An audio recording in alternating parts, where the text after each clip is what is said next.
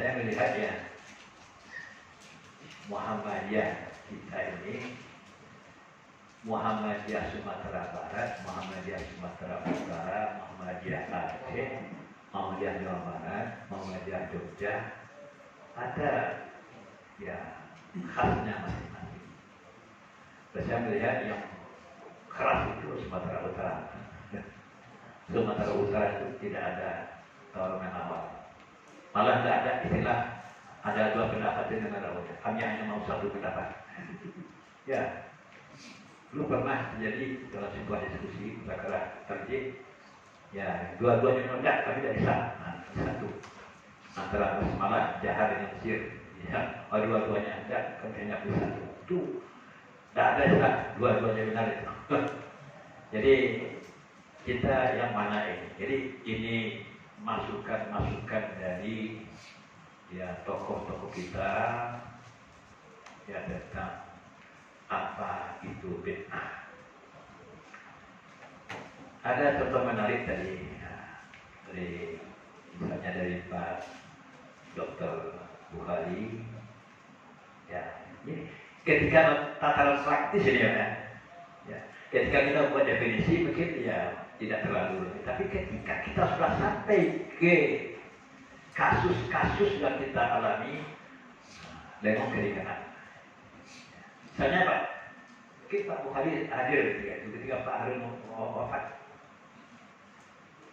Ketika Pak Harun Nasution wafat, hadir Pak Jin Samsudin, hadir Pak Yunan Yusuf ya, hadir wafat tokoh-tokoh dia. Ya, jasad Pak Harun masih terbujur di rumah. Saya hadir. Dia ada tokoh-tokoh NU masih hidup Nurhalis Majid ketika itu, Muhammadiyah Hidayat masih dia hadir ketika itu. Tapi yang jelas sejumlah tokoh Muhammadiyah juga hadir. Semuanya pulang bawa nasi kotak. Ya, jadi sambilan kita keluar itu sudah ada panitia. Nah, jadi ini.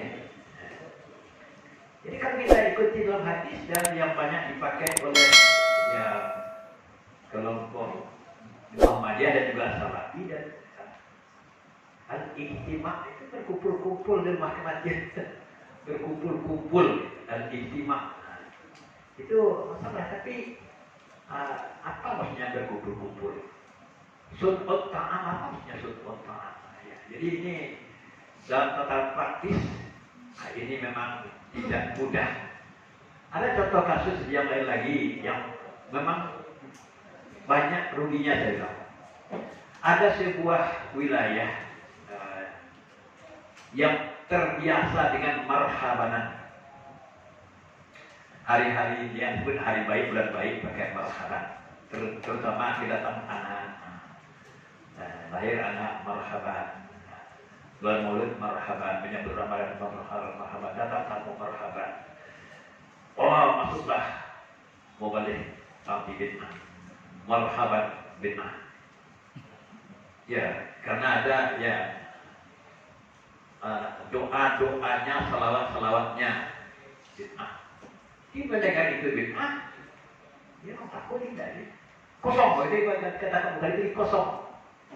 Diganti dengan marhaban. Ben, ya acara Ben. Jadi yang selama ini sibuk dengan acara marhabanan, baca berjanji, ada salawatnya, ada doanya. Ya Nabi salam alaika, ya Rasul salam alaika, ya Habib salam alaika, salawatullah alaika. Itu dibaca bid'ah. Ya dikatakannya rezeki. Gantilah namanya organ. Ya, marhaban. Anda ada kritikan. Ya, dari dua bid'ah. Apa itu marhaban itu ya? Lagu-lagu tak kemana-mana. Ya. Nah ini, apakah ya kita memvonis orang marhabanan itu bid'ah? Tidak. dampak buruk ini. Jadi mungkin juga seperti tadi acara yang menyambut tahun baru. Tahun baru Islam. Emang tak ada di zaman Nabi. Kenapa tadi belum ada? Baru zaman Umar kan muncul ide adanya kalender tersendiri. Kalau itu pun bid'ah juga itu kan. Kalau kita ingat itu sebagai sesuatu yang baru. Jadi memilah mana yang tergolong bid'ah menurut syarak, mana yang bid'ah dalam arti lugawi dan ammah, itu tidak mudah. Muhammadiyah dituduh bid'ah. Aneh. Itu Pak Firdaus sudah menjadi sasaran NU ketika ujian bid'ah. Tidak bid'ah. Termasuk yang lebih aku tidak marah Pak Anjir. Pak sebutin. Masa Muhammadiyah yang katanya anti bid'ah kok dia melakukan bid'ah? Mau diapakan hadis ini kata beliau? Sumu li ru'yatihi, wafturu atau wa'aftiru ada beda-beda itu. Li ru'yatihi. Jadi jelas ru'yah bukan ra'i, bukan dira'i li ru'yatihi. Ini sebagai pemimpin beliau nih. Kalau ini juga maju ini pertahankan cari kamus yang mengatakan bahwa ru'yah itu boleh berarti pemikiran ilmu. Sebab sepanjang yang terpakai dalam bahasa Arab, ru'yah itu yang memang ain, mata, pandangan mata, bukan pandangan pikiran. Kalau pikiran itu ra'i. Walaupun akarnya sama artinya sama ra'aya, tapi ketika sudah berpikir, ra'yun. Ketika melihat dengan pandangan pada indera, ru'yah. Tapi kalau ada ketemu, itu berani kita itu kuat. Nah, tapi ternyata belum ketemu pada kamus yang. Jadi Muhammadiyah dituduh bid'ah. Kan aneh itu. Apakah melihat hilal itu inti ibadah atau wasilah ibadah? Saya mohon maaf sebagai pendamping Pak Amir, mohon maaf sering berdebat dengan beliau. Lil wasaili hukmul maqasid. Hukum itu ada dua. Satu namanya hukum maksud, ada hukum wasilah. Ada hukum maksud, ada hukum wasilah. Hukum yang memang itu dituduh langsung, disebut langsung oleh nas. Ada yang namanya wasilah. Sesuatu yang terkait untuk munculnya hukum itu. Nah, saya beranggapan bahwa melihat hilal itu wasilah, bukan maksud. Kenapa demikian? Di dalam kitab-kitab fikih bahwa memang ujungnya mengetahui. Ya misalnya kalau sholat kan artinya sholat tadi dulu kisyamsi ila wasatil lail. Tunaikanlah sholat ya ketika telah condong matahari. Ya intinya apa? Al-ma'rifah bidukhulil waqti atau al-ilmu bidukhulil waqti. Jadi bukan condongnya itu tak mengetahui masuknya waktu. Dan contoh yang paling tegas adalah subuh. Wa kulu washrabu hatta yatabayyana lakumul khaytul abyadu minal khaytil aswadi minal fajri. Silakan makan di malam hari bulan puasa, silakan minum di malam hari bulan puasa sampai jelas fajar subuh. Jelas fajar subuh tidak, bukan melihatnya itu gitu. Tapi yang masalah kenapa untuk masuknya ramalan melihatnya itu yang menjadi masalah. Termasuk yang berapa ini ketua MUI sendiri. Mohon maaf Pak, ini kalau beliau hadir sekarang, ya mungkin akan berlanjut terus ini. Ketika di Sari Lama, saya kubuh dulu. Ya, saya berhadapan dengan Pak Adir, berhadapan dengan beliau ketua saya. Dia kata beliau, memang ru'yah itu ibadah, bukan wasilah. Masuk inti ibadah. Syarat ru'yah. Ya, syarat itu ru'yah jadi masuk. Jadi tidak bisa kita gantikan. Nah, saya mengatakan bahwa melihat itu bukan inti ibadah. tapi wasilah untuk munculnya. Dan intinya mengetahui. Saya beri contoh. Ketika itu tidak ada jawaban. Saya kasih contoh. Di akhir bulan Syakban, ketika matahari mulai dalam proses terbenam, ada dua orang manusia sama-sama menghadap ke ufuk barat. Yang seorang orang yang berpendidikan rendah, hanya sekolah dasar saja, tidak lebih dari itu, petani kan gitu. Yang seorang lagi profesor doktor dalam bidang ilmu astronomi, dan memang pernah terjadi. Saya dengar itu ketika acara munasabah di Padangnya dulu di Hotel Serona. Nah, jadi apa terjadi? Kata yang pendidikannya rendah, saya sudah melihat hilal. Nah, kalau kita rujuk ke hadis sudah sah itu. Asalkan dia adil, dia seorang muslim yang adil, yang tidak pernah mencurigakan perilakunya, ya sudah sah itu. Tapi ketika pandangan itu dibantah oleh profesor ini, itu bukan hilal. Itu bukan hilal kan? Anda salah. Nah, kira-kira pendapat mana yang kita terima? Andaikan itu terjadi di hadapan kita sebagai pengambil keputusan, apakah pandangan sederhana yang taman SD ini atau pernyataan seorang ilmuwan? Ya, ketika ilmuwan, artinya ilmu, bukan pandang mata. Ketika itu tidak ada masalah. Nah, ini contoh.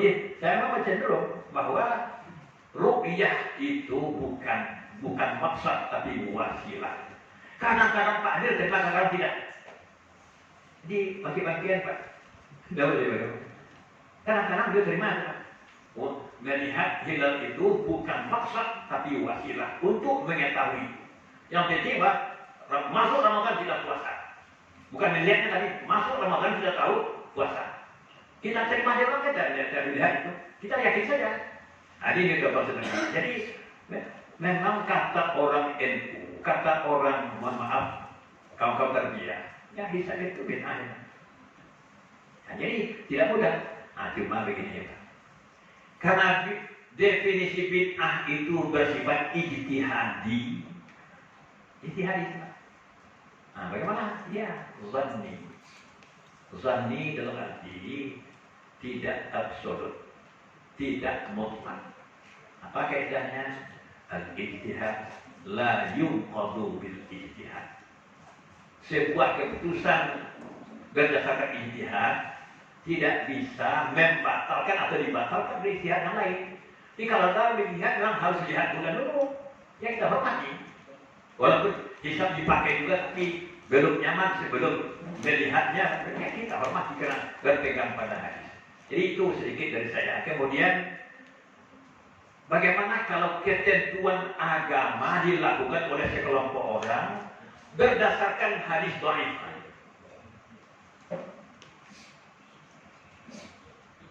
Tapi tidak termasuk hadis maudhu', dhaif. Tapi dhaifnya tidak sampai ke tingkat maudhu'. Ini kalau saya tidak berani kata. Apalagi kalau itu materi doa. Materi doa, susunan doa, usul doanya bagus. Bahasanya indah. Ada sumber hadisnya, cuma dhaif. Yang salah itu saja. Saya misalnya susun doa. Apalagi memang ada sumbernya, cuma setelah diteliti hadisnya dhaif. Nah, dhaif itu bukan berarti tidak ada. Ya, dhaif bukan berarti tidak ada. Jadi ada kemungkinan ada sekian persen. Kalau mutawatir sahih 100%. Ya, yakin, memfaedahkan yakin. Memfaedahkan ilmu masih yakin. Sahih tapi ahad. Ya, tingkat kemungkinan benarnya dari Nabi 75% kira-kira. Hasan, ya sudah makbul ya. Hadis hasan sudah makbul di dalam pandangan tarjih Muhammadiyah. Kalau dulu hadis yang sahih, ternyata banyak yang tak sahih.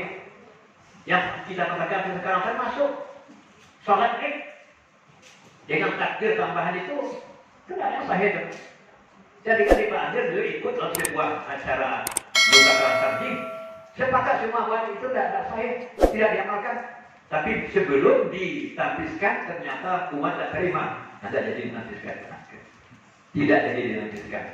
Jadi kalau ada yang menerapkan sekelompok masjid, sekelompok jemaah masjid atau di depan lapangan, sholat tarinya seperti sholat Jumat, tidak pakai takbir rawatib, sah. Karena itu berat dan masuk unsur pokok di dalam sholat. Apalagi setelah selesai tidak satu pun yang sahih. Nah, jadi ini, jadi kalau ada teman, ada kawan melakukan ibadah tertentu, ada dalilnya, ada hadisnya, cuma tidak sampai ke tingkat hadis makbul atau sunnah makbulah seperti yang kita amalkan, ya kita anggap saya itu masuk dalam bidang tanawu'ul ibadah. Kita harus berlapang hati menerima perbedaan, agree and disagreement. Ittafaqa ala alla yattafiqa. Nah, tapi kalau memang tidak ada sama sekali. Tapi sekarang saya lihat ada upaya mencari-cari alasan. Ya, mohon maaf, termasuk bersama menurut saya begitu. Ya, ada upaya mencari-cari. Walaupun sebenarnya kalau dikritisi bisa pacaran menuju hari 40 hari. Tapi yang bukan pikiran, tapi cari-cari kaul. Wah, saya kira ini tidak bagus ini. Muhammadiyah harus bertegas-tegas. Tapi kadang-kadang kita terpengaruh juga oleh ahli retorika seseorang. Kalau sudah masuk prinsip, ya tidak sejalan, tidak apa-apa. Tapi ada yang bagi kita, bersama mana jauh mana? Ya, saya kira tidak benar teman. Jadi itu. Jadi ada sebuah definisi yang dicantumkan dalam sudah tadi butaklah ini, beliau ini ajarkan itu dulu. Nah, apa itu? Al-bid'ah syar'an az-ziyadatu fid din aw an-nuqsanu minhu bi ghairi dalilin min al-kitab wa sunnah. Saya kira ini keduanya menambah